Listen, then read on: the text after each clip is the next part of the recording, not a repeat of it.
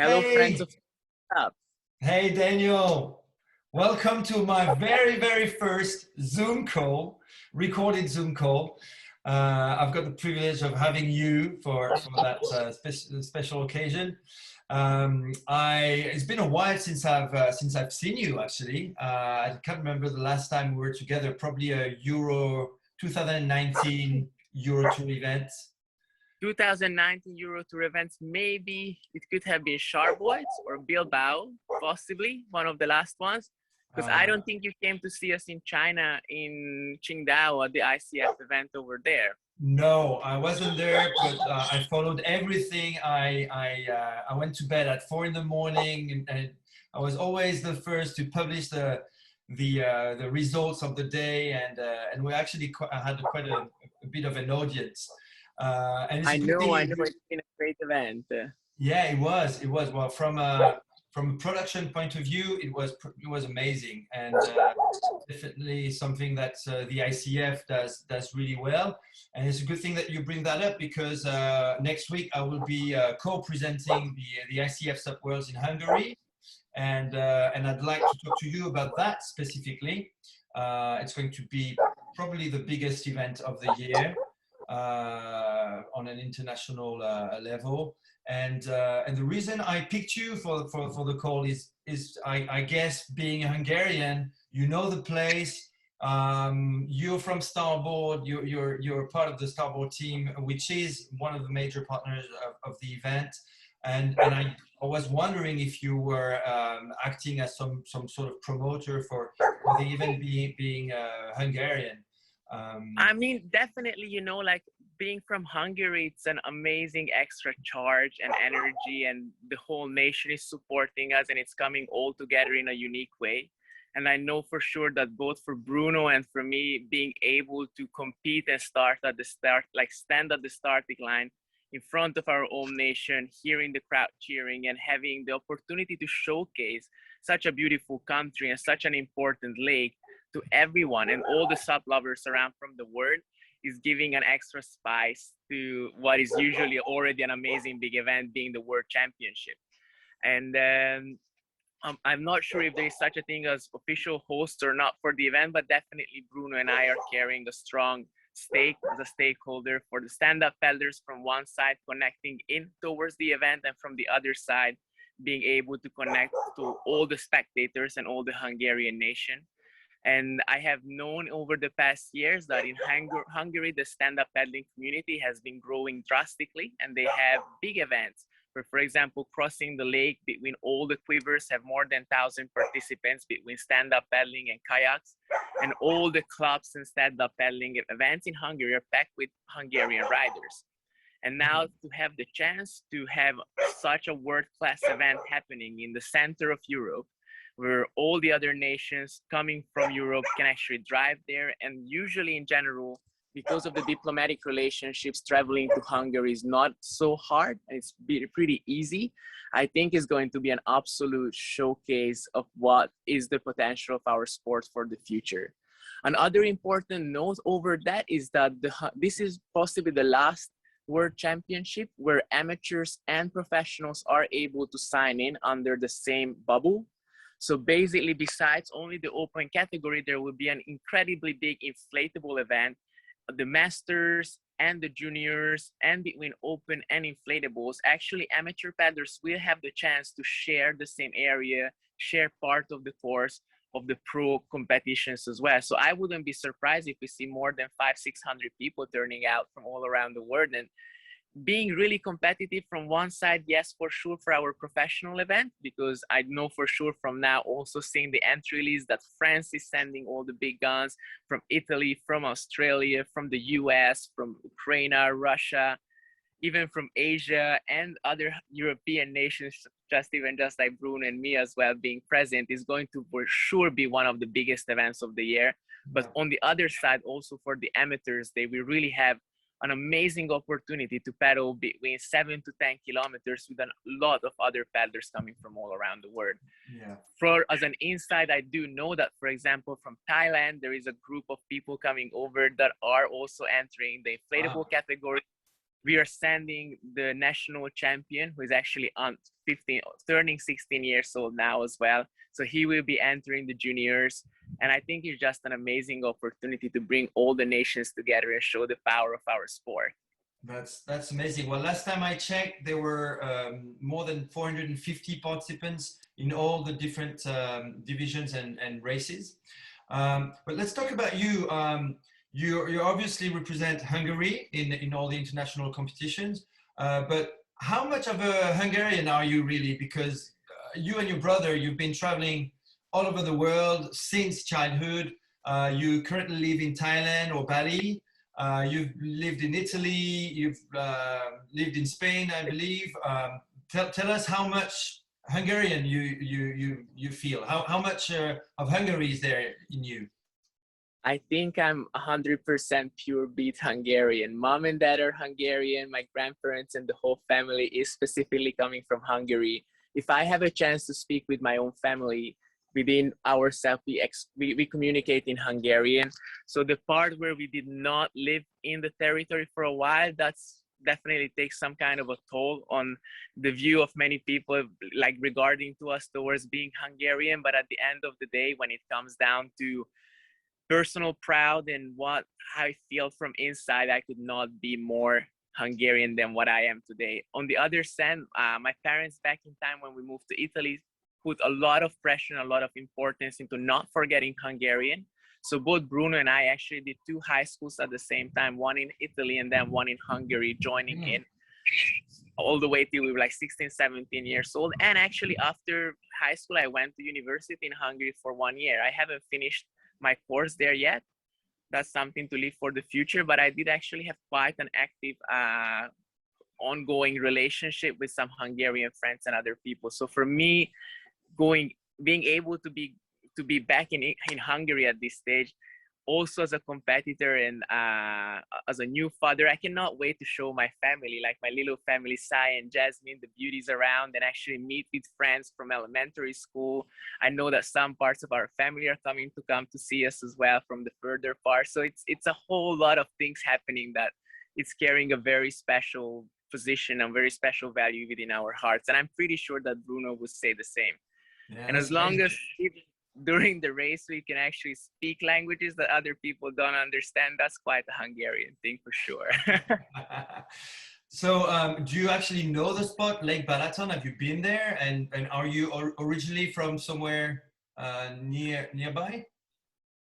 Originally, I'm from Hungary, and my parents, like from Budapest, and my parents are coming more from the east side of the country, closer to the borders of Romania, even though that part also used to be Hungary, so Transylvania, but still on the Hungarian side. But I did had the chance to spend some time on Lake Balaton back from my early windsurfing days, even when I was 11, 12 years old. We started to shoot some windsurfing movies for instruction. We started on Lake Balaton and then finished in Maui that was my first international flight for going for windsurfing back in time.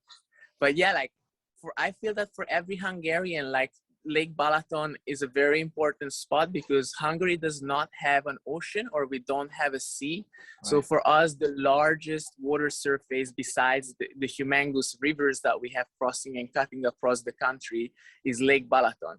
And on the other side, Lake Balaton is also the largest European lake that we have around. And it's known not only in Hungary, but it's known all around Central and Western and all around Europe to be a beautiful big water surface. So definitely it's one of those places where it is a lake, but it's a much bigger size of a lake than many of the people can expect, I would imagine. But I do know for sure, and I'm really familiar with the area where the competition is going to be like as well. So hopefully we can expect quite of a flat water race which suits and actually fits all the participants. I know that there has been big questions about the race courses and different things, but I think that ICF and the Hungarian Canoe Federation at the end came up with a course that is going to suit and be fitting all the participants. Yeah. So between the 18 kilometers, the technical course, and the sprint as well, we will have a very, very well set stage for a massive competition. Yeah. In terms of atmosphere. The lake is beautiful. There is vineyards around. It's such a big lake that it almost looks blue many times from the pictures. There is a big sailing community. There is a big kayaking community. And in general, over the last 10 years, especially since the change of political regime, the surrounding of Lake Balaton has really got an extra kick of refreshness. And I feel that that sense of modernization, but also attention towards tradition, it's a kept that interesting mix that we really like, make everybody feel really good and happy about the location of this event. Yeah, obviously Hungary is part of Eastern Europe. There seems to be a very, the sport is really growing in the whole of Eastern Europe and Russia.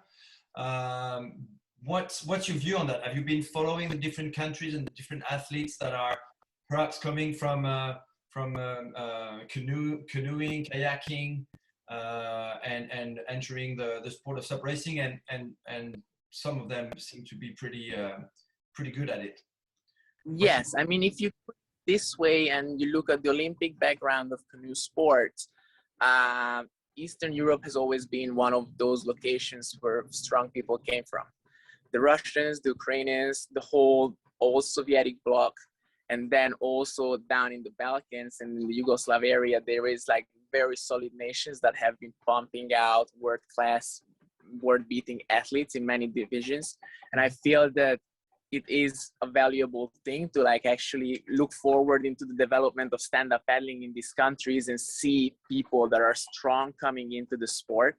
I definitely think that on, for example, a 200-meter sprint, there will be surprises, and there's definitely a lot of names that we might have not known, you know, like from all our kind of ocean racing and different international background, but definitely hands down, just seeing that their time and like their results over the past year, some of us cannot do what they are doing at the moment if things are real. So definitely I would imagine that there will be no easy qualifier in these upcoming races, especially in the tech race and in the sprint races, because there is the chance to meet so many strong nations that we have never met before, really. Even from Poland, from other parts of Germany, even like who knows what's going to happen. So I'm really curious to see how like the Eastern European nations that are developing are going to perform during this event. Yeah. Overall, if at an Olympic reality, just Hungary, even at this last Olympic, has been the most successful nation of the canoe sport in terms of medals and victories. So I feel that we have a really strong nation in terms of rowing, and the Hungarian Federation has been making sure that the preparation and the complete setup for all the athletes is good for performance sports.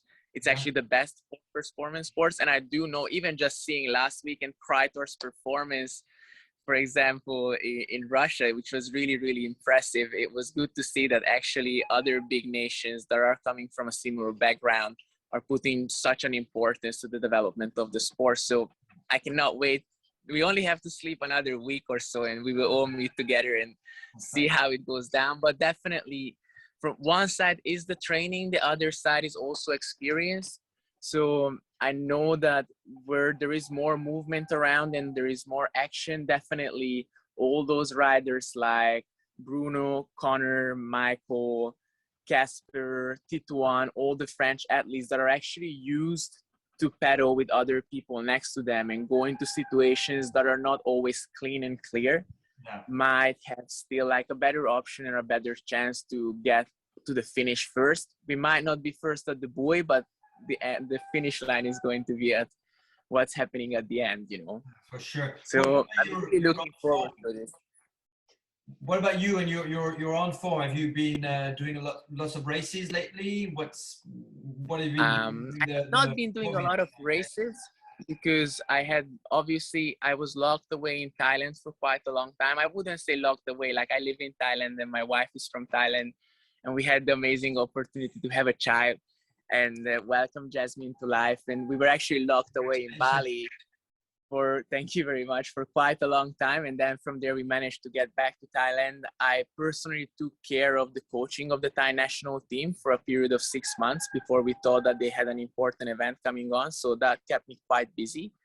And it was really refreshing to see a complete new association and a completely new community of stand-up paddlers coming alive in Thailand and helping them to organize the national championship, set the course and the path for the future. So that kept me pretty busy. Yeah. At the same time, last April, this April, I also participated to the long distance event of the Thai National Championship, which ended up to be an international event because there was different nations present, and I had a relatively easy win over there just because there was no other competitors. So that was really good. Okay. From there onwards, I have been massively, like truly with all the support of the Canoe Federation and also with the support of SEPA, which is the Strength and Endurance Performance Academy that we have been working with for the last 6 years. We have been fully focused on preparing ourselves, both Bruno and me, at the best possible way for the upcoming Worlds. And just last week in Prague, I was feeling really good. I had a very strong start. I was feeling that my body was working really well. Maybe I went into some of the parts of the race a bit too excited. So that cost me 1 place from the podium. But definitely it has been something that in the last 2 years has been missing. And just even the chance to be able to stand on the start line of a big international race with all that training with Michael and Claudio and some other of the old, stronger, like friends that I know that can push, definitely give me an extra kick. But I feel really good. I feel really strong within myself. I feel that being a daddy also gives you some kind of extra power at some stage, just in terms of focus and direction of channeling your energies. And it's also an ongoing cross training. You know it better than many of us, that you just don't stop packing and doing other stuff. So I really feel I really feel excited and looking forward to race again, because this is the moment. I've been now almost training for 2 years in a way, and if it's not now, when? You know, I'm feeling young, the boards are good, the gear is nice. I had the best training partner now lately back here in Portugal, who is Bruno, and I do know that he's also a pretty strong paddler. So like being able to push each other again together this last month has been something that really gave an extra kick to all of that training that has been done before. So we see like now it's all coming down to focus, preparation, recharge, and in 6-7 days we're going to see what's going to happen and who's going to have the best at the end of the 18 kilometers. Absolutely, and I look forward to it. What is your main objective? What is your favorite race to potentially win? I'm truly looking forward to, I'm entering only the distance and the technical. I'm not going to enter the sprint because I'm not a sprinter. I haven't trained for it, and I just want to save my energy and my focus for the main disciplines that I feel that I have the chance to be standing on the top of the podium. Okay. I know that there's a couple of guys and athletes that are either within my own nation or within my own team from Starboard that are coming for the same goal. I know that from France, we are going to see a quite solid amount of athletes between the New Caledonian and the French trying to come to do the same. So I think definitely the main focus for me is going to be on doing my best and giving my heart and making my nation proud during the distance and the technical. Yeah. The weekend of the ICF SUP Worlds is also the weekend of the SUP 11 City Tour, one of your favorite races. Was that a difficult choice to make for you and your brother? The choice was not difficult to make because it was made for us. So it was more just an acceptance of not being able to go to one or the other. And at this stage, it was no question which should be the more highlighted event of the year. We have been on continuous talk with Ritske. Trust me, like we tried to eventually move the competition a week earlier or eventually a week later. But because of COVID and all the regulations and the people that already have registered, it resulted really difficult to manage to move the date of the race. You know that besides SUP 11 City Tour, we have been working with Ritske also on the SUP 11X activities. Yeah. And we had a really successful event in Thailand at the SUP 11 Island the previous year in 2019. And we're looking forward to launch again in 2022 because probably these 2 years of 2020 and 2021 had to be canceled because of the regulations. But we have a very active communication with Ritske. And I do know for sure that for me, it's been now a long time that I haven't been back on the canals of Holland. Bruno has a little bit of a fresher sense of pain still from the previous year. So he might be missing it a little bit less than I do, but I do know that he was really hoping to be able to win his 5th title this year, and I was really hoping to be able to claim another title there this year. So definitely SUP 11 City Tour was something that we were looking forward to participate to, and it's on the radar for the upcoming year, but just this year we could not match the 2 dates in a way to make it work. Yeah. And yeah, like from there, like, but I know that it's on the same weekend. I know that some of the best Dutch athletes are actually going to be paddling over there and not coming for the ICF, such as Ricardo Haverschmidt, for example. He will be racing at the 11 City Tour. Some of the Italian paddlers that are strong also are choosing to go over there. So for sure, for all the participants that are going to paddle 220 kilometers, muscle up, courage, happiness, and smiles, and just a lot of energy, because that doesn't get any shorter than what it is, you know. And for sure, even if we are there or not, it's going to be an amazing experience. I have some questions about Starboard. What obviously you've been with Starboard for a long time now. You work very closely with them, probably more than anyone else, because you live in Thailand. Well, first of all, what choice of gear are you going to make for the technical race in the long distance? In terms of boards, we have been developing some really special toys for this race in terms of shape and in terms of construction. So we definitely have something new to present to the world and to all the athletes as well. I cannot completely share much more about it just yet. So we have to wait maybe a couple of days till we can say more about it. 2022 production boards. No, it's about the complete, like the way the boards are going to be presented and the shape of the board as well. It's all changing a little bit. We have had the chance to come up with a new shape, and I think people will like it a lot. Obviously, the new sprint is going to be drastically faster than the previous one. And we had a good long time. I remember that in 2019, Michael and Connor came over still to test this. Or no, that was actually early 2020 that we had this shooting, and Michael and Connor came over to test some of the boards. And then from there, we had a bit of a longer time to perfect and come up with something that really we think that is going to give us an extra gear on the competition side. Just remember that the lake is a lake and it's not necessarily going to be flat. So I don't think that either one board type or the other will be the most exact, because it's really going to come down to what makes you feel comfortable. I do know for sure that personally we have a sprint and an all-star at the start line, depending on the condition, because it's a big lake. It can get messy, it can get windy. It's September, it's not full summer anymore. So it's that transition of weather that might allow trickier conditions than what we expect. Yeah. So I will be coming to the race with a flat water and a choppy condition board, depending on what I'm going to need to use. And you've got a choice of width as well? In terms of width, I think all of my boards are under 22 inches. So they're like either 20.75 or 21.5. Somewhere around there. I don't think that if you go much wider than that, you can be competitive especially on the distance or any of the other type of races. It's been just standard that we kind of accepted and we got used to in competitive paddling. So definitely my boards are narrow. They're 14 foot. You cannot go shorter or faster or longer than that. Something very important, I have been personally working closely on a very special paddle. It's from Starboard. So basically now it's actually public and you can order the S30. You know, we are giving the stiffness of our shaft is indicated by S and then a number, and it's showing how much you bend off from 0 when you apply a certain weight on it. Yeah. And till now, our stiffest shaft was an S35, which was really good. And it worked really well for many years. But now, after 2 years of development, we came out with a new signature model, which is my personal signature model. It was an S30 Daniel Hasulyo, very, very stiff shaft.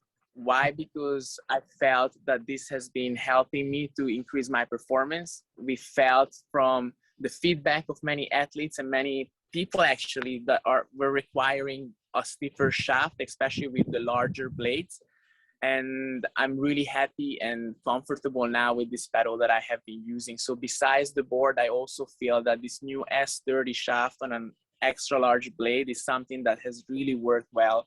And over the months and this past year of preparation has become a part of my quiver that I'm solidly relying on. So besides these two boards, the sprint is going to be extremely fast. The All-Star, we made it even better than the previous years in terms of efficiency and comfort. And the combination with this strong pedal, it's just really making me feel comfortable with what I'm going to battle with. Okay. What other involvements have you got with Starboard in Thailand for perhaps some other projects outside the racing circuit? I mean, definitely one of the biggest things for me was actually being the national coach of the Thai national team. So being able to have this solid involvement from also Starboard side besides them, because our athletes have received Starboard boards, and like from there onwards also in the national circuits we have been a bit more present. It definitely took some of the importance and some of the highlight of my activities. But besides that, it has been a lot of R&D. So like usually I have worked more only on the race boards, specifically focusing on sprint, all-star, and ace. This past year I had the chance to focus a bit more on some of the touring boards, such as the Generation, the Waterline, some of the surfing range as well, because I have spent so much time in Bali. So just in general, I have been more and more involved with the R&D. Okay. And from there, I feel that just creating content, environmental conscious content, has been something that we all focused really much, and just trying to really create those extra bits and pieces that are not just always racing related, you know, because we had the chance, and I feel that this has been going on for Michael just as well for Connor, or many of us that have been on tour for 4 or 5 years, or maybe even 10 years in some cases. This gap year from the previous year, it was just the perfect moment to really able to focus and recharge and channel new energies towards the things that we love to do.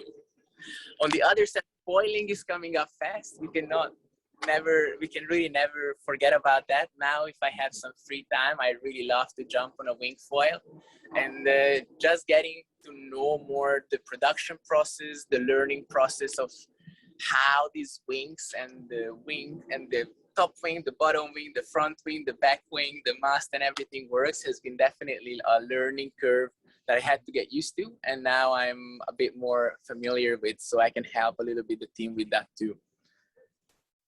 Okay, is there a big Starboard team, staff and athletes coming to Hungary next week?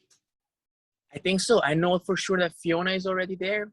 Michael, from the ladies side, we have a full team representing with Fiona, I think Esperanza and Katerina. So we have 3 of our top ladies for sure competing there. From the boys side, I know that Connor is going to be there, Michael is going to be there, Claudio and Leo are going to be at the start line. Clement Colmas, our newest, youngest dark horse, is going to be competing as well. I'm really happy to be competing and seeing Clement on the team more actively, because I didn't really have the chance to spend some time with him previously, and he's a really good kid, good heart. I know his dad previously from the R&D work. He has been coming over to help us design some boards, but just between all the travelings and limitations, I didn't have the chance to see him actually till last week, which was in Prague. So I do believe that we're going to have a strong and full team. Yeah. And management coming as well. Is Bain going to be there? Marketing team. I know that. I think Trevor is coming over. Trevor actually flew over a couple of weeks ago from Thailand to Norway, and I think he should be flying into Hungary to help with the Starboard team media part. So you can expect some live action, some more like detailed Starboard related content, even from our own side. Sure. I'm still not sure if Sven is going to make it over or not, just because of how he's very busy with his work life and just different kind of schedules. I hope he can make it, and it would be really nice to see him just around us in general. I just received a few messages from Ollie. It looks like he might be able to make it over as well. So I think we have a big family, the Big Tiki family, coming together and just giving the show. Sounds great. Well, I really look forward to meeting you there, Daniel, and your brother, and the whole Starboard team as well. And I wish you good luck in the last days of preparation. I guess Thank you very there's much. not much left you can do right now. Just relax and focus. Yeah. Yeah, just make sure that by the time we get to the start line, we're fresh and crispy. Can't wait. Great. Well, I see you next week. Aloha. See you next week. And Thank you so much. time. Congratulations for this first Zoom call. I think it went as good as it could. Thank you very much. I'll see you soon. Thank you very much. Thanks See for you next watching, week. guys. Take care. Bye-bye. Cheers. Say hi to everyone. Bye. Bye.